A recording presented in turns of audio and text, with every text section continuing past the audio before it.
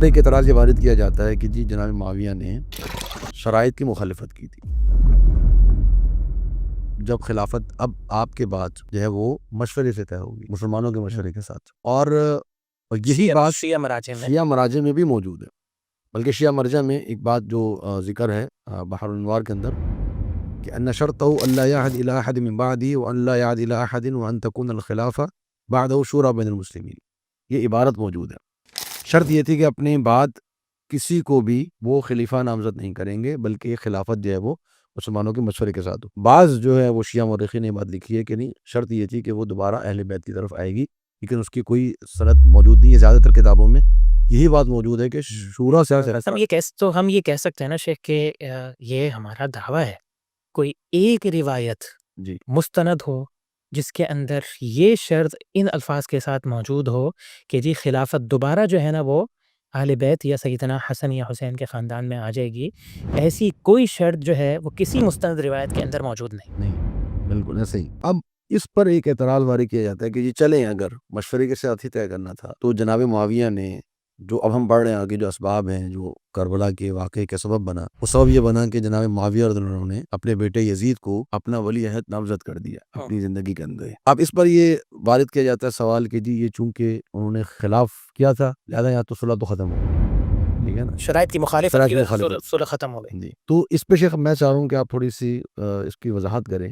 کہ کیا واقعتاً یہ ان کی مخالفت تھی، یہ اعتراض صحیح ہے یا غلط؟ جی شیخ، دیکھیں پہلی بات یہ ہے کہ اگر ہم اس پوائنٹ کو لے لیں کہ مشورہ سے کام کرنا تھا آگے، یہی بات درست ہے نا، تو حضرت معاویہ رضی اللہ عنہ نے باقاعدہ مشورہ کیا، اور یہ تواتر سے ثابت ہے کہ جب وہ حج کے لیے آیا کرتے آخری زندگی کے سالوں میں،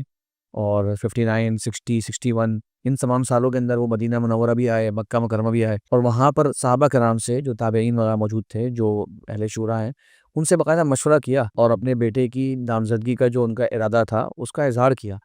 تو ایسا نہیں ہوا کہ یہ بقوت انہوں نے اعلان کر دیا کہ دنیا کچھ بھی کہتی رہے میں ان کو نامزد کر کے جا رہا ہوں اور بس، ایسا نہیں ہے۔ صحابہ کرام سے مشورہ کیا اور مختلف آراء ان کے سامنے آتی تھی، کچھ موافق ہوتے تھے، کچھ مخالف ہوتے تھے، ان سب کو انہوں نے جو ہے وہ آگے رکھا۔ اور سوال یہ آتا ہے کہ انہوں نے اپنے بیٹے کی نامزدگی کیوں کی اور یہی رائے پیش کیوں کی اور اسی پر پھر ان کا اطمینان کیوں ہوا؟ بڑا اہم سوال ہے۔ اس کی وجہ یہ ہے کہ یہ جو 20 سال میں مسلمانوں کی ایک بہت بڑی اجتماعیت سامنے آئی ہے، اس کو ذرا انسان آج بھی سمجھ سکتا ہے شیخ۔ 20 سال تک ایک اجتماعیت قائم رہی ہے، شام کے علاقے کے اندر وہ دارالخلافہ موجود ہے۔ اب بات کی جائے گی کہ جناب دوبارہ سے اس کو منتقل کیا جائے کسی اور علاقے میں جہاں پر جو قدر شخصیات موجود ہے، بالفرض مکہ مدینہ، مکہ مدینہ میں بڑے بڑے صحابہ کا نام کچھ موجود تھا، زمانے میں بھی ظاہر سی بات ہے، تو یقیناً یہ ایک بہت بڑے نظم کو دوبارہ سے تشکیل دینے کی بات ہوگی، اور مسلمانوں کی ایک بڑی جو طاقت اس وقت سامنے آ رہی ہے، فتوحات بھی نصیب ہو رہی ہیں، اس سب کو گویا ایک طرح سے شفل کرنا پڑے گا۔ اب نئے خلیفہ ہوں گے، ان کے نئے علاقے ہوں گے، اور عمارت بھی اس علاقے سے دوسرے علاقے میں منتقل ہوا کرتی۔ زمانے میں ایک تو تھا نہیں جگہ، پہلے پھر مدینہ میں تھی، پھر کوفہ میں آئی، پھر کوفہ سے شام میں آئی۔ اب صحابی اگر مکہ مدینہ کے ہوں گے تو تھوڑا سا اس کو اگر واضح کر لیں کہ خلفائے ثلاثہ کا دارالخلافہ اور خلافت کے اندر مدینہ تھا، سیدنا علی نے رضی اللہ عنہ نے خلافت کے اندر دارالخلافہ کوفہ منتقل کر دیا تھا، اور پھر سیدنا معاویہ کے وقت میں وہ شام تھا۔ تو یہ پورے ایک چیز ایک عام مسلمانوں کی جو ہے نا وہ نظر میں ہونی چاہیے سب سے۔ اور شیخ اس بالکل جزاک اللہ، اور اس میں شیخ یہ کہہ سکتے ہیں کہ آپ صلی اللہ علیہ وسلم کی زندگی سے ہمیں شیخ یہ پہلو ملتا ہے کہ ضروری نہیں ہے کہ ہمیشہ سب سے جو اتقا اور سب سے زیادہ جو نیک ہو وہی خلیفہ بنے۔ یہ بڑا اہم پہلو ہے، یعنی کہ کچھ قائدانہ صلاحیتیں دیکھتے ہوئے آپ صلی اللہ علیہ وسلم نے کچھ مفضول شخصیات کو اونچا مقام دیا ہے۔ مثال کے طور پہ ابو ذر رضی اللہ عنہ کو اللہ کے نبی صلی اللہ علیہ وسلم نے خاص وصیت کری کہ تم جو ہے وہ کبھی بھی 2 لوگوں پر حاکم نہ بننا، جن کا مقام مرتبہ فضائل اور ان کا تقوی، اللہ عمارت اور چیز ہے۔ حضرت خالد ولید رضی اللہ عنہ جو ہے اسلام قبول کرتے ہی فوراً سے جنگ موتا کے اندر جو ہے وہ ان کو شریک کر دیا جاتا ہے، اور وہ مسلمانوں کے 30 شہداء کے بعد جو ہے وہ خود ہی آپشن وہی بن گئے کہ بھائی ہمارے اندر سب سے بہترین شخصیت یہی ہے۔ اور پھر آپ صلی اللہ علیہ وسلم نے ان کی عمارت کی تائید میں کہا کہ ثم صلی اللہ علیہ سیفا من سیوفہ، اللہ نے اپنی تلواروں سے ایک تلوار مسلط کر دی، وہ بھی اسلام لے کر آئے ہیں۔ یہ وہی صحابی ہیں جب ان کا ایک اختلاف ہوتا ہے عبد الرحمن بن عوف رضی اللہ عنہ سے، تو آپ صلی اللہ علیہ وسلم ان کو مخاطب ہوئے کہتے ہیں کہ لا تسبوا اصحابی، مطلب یہ حدیث جو ہے آپ صلی اللہ علیہ وسلم نے حضرت خالد ولید اور عبد الرحمن بن عوف کے جھگڑے میں بھیجی تھی، بتانے کا مقصد یہ تھا کہ وہ صحابہ کرام جنہوں نے پہلے اسلام قبول کیا ہے ان کا مقام مرتبہ بعد والوں کے مقابلے میں کتنا زیادہ اونچا ہے. جی بتانے کا مقصد یہ ہے کہ یزید بن معاویہ کا یقیناً مفضول ہونا ثابت ہے کہ وہ اس وقت کی افضل ترین شخصیت نہیں ہے. یقیناً نہ وہ صحابی ہیں اور صحابہ کرام موجود ہیں، لیکن امارت کی کچھ صلاحیتیں اور اس کے اندر اس وقت کے آپشنز کے اندر بہتر آپشن ہونا، جس سے معاویہ رضی اللہ عنہ نے مشورہ کر کے ان کی ایک رائے اس پہ بنی. اور شیخ سب سے بڑی بات یہ ہے کہ صحابہ کرام رضوان اللہ اجمعین نے اپنے کچھ تحفظات کا اظہار بھی کیا، لیکن اس کے بعد جس وقت نامزدگی ہوئی تو اہل شام، اہل مدینہ، اہل مکہ، تمام جگہ کے جماہیر نے سوائے 2-4 ناموں کے جو معروف ہیں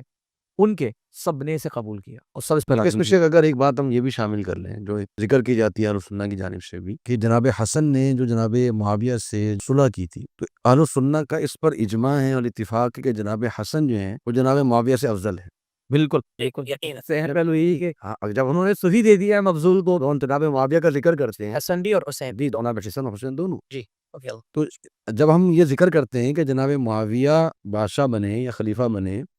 تو جناب حسن نے جب اسلامی ریاست ان کو سپورٹ کی، تو اس کا ہرگز بھی یہ معنی نہیں ہے کہ ہم یہ کہہ رہے ہیں کہ جناب معاویہ جو جناب حسن حسین سے افضل. بالکل قطعاً نہیں. بالکل بلکہ جناب حسن و حسین کے جو فضائل ہیں تو جناب معاویہ کے وہ فضائل ہیں ہی نہیں. بالکل لیکن اس کے باوجود جناب حسن رضی اللہ عنہ نے افضل ہونے کے باوجود بھی جناب معاویہ کے سپورٹ کی خلافت. یہ بات یعنی کہ یہ بات جو ابھی ہو رہی ہے، سیدنا حسن کا خود کا طرز عمل یہ بتا رہا ہے کہ افضل ہونے کا مطلب یہ نہیں ہے کہ امارت اور خلافت ان کے پاس ہو، ورنہ سیدنا حسن چھوڑتے ہی نہیں. بالکل اور دوسری بات ایک اور، ورنہ اگر سیدنا حسن تنازل کرتے سیدنا حسین کے حق میں کرتے، لیکن وہ بھی نہیں کیا. ممکن ہے اب خود پیچھے ہٹ جاتے، سیدنا حسین کو آگے بڑھا دیتے. اجتماعیت کی مصلحت جو ہے نا شیخ یہ والی جو مصلحت ہے نا، میں اس کو آج ہمیشہ رکھنا ہے. آج اس کو ہم لوگ جو ہے نا اس کو اس طرح بھی سمجھ سکتے ہیں کہ آپ دیکھیں آج مسلمانوں میں اتحاد کی کیا اہمیت ہے. ہر مسلمان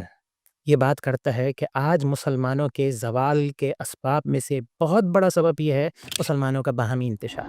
اور مسلمان متحد نہیں ہیں. تو آپ تصور کریں کہ اتحاد کی اہمیت ہم سے زیادہ آج کون سمجھے گا. تو آپ اس دور کا اندازہ لگائیں کہ سیدنا معاویہ رضی اللہ تعالی عنہ نے 20 سال جو ہے نا مسلمانوں کو متحد کیا، اور سارے مراجع اور تاریخ اس بات پر شاہد ہے کہ ایسے اتحاد کی مثال جو ہے وہ ہمیں یعنی وہ بات کے ادوار میں نہیں ملتی. ایک پوائنٹ میں اس میں کیا چاہتا ہوں، ایک حدیث ہمارے یہاں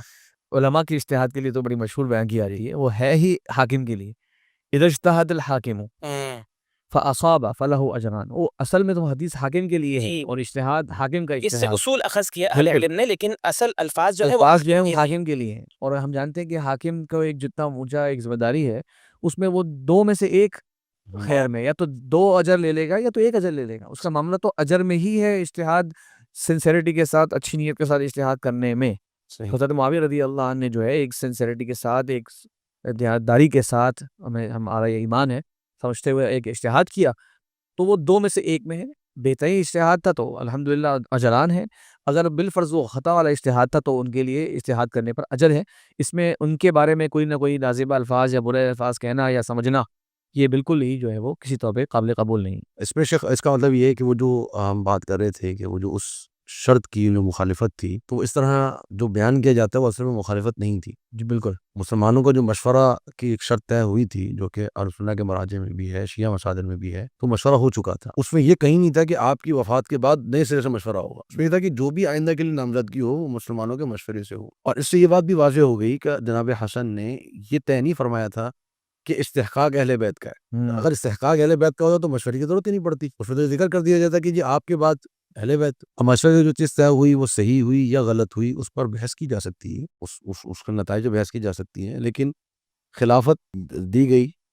وہ مشورے سے دی گئی. جناب معاویہ نے رائت کے اندر کوئی مخالفت نہیں کی تھی.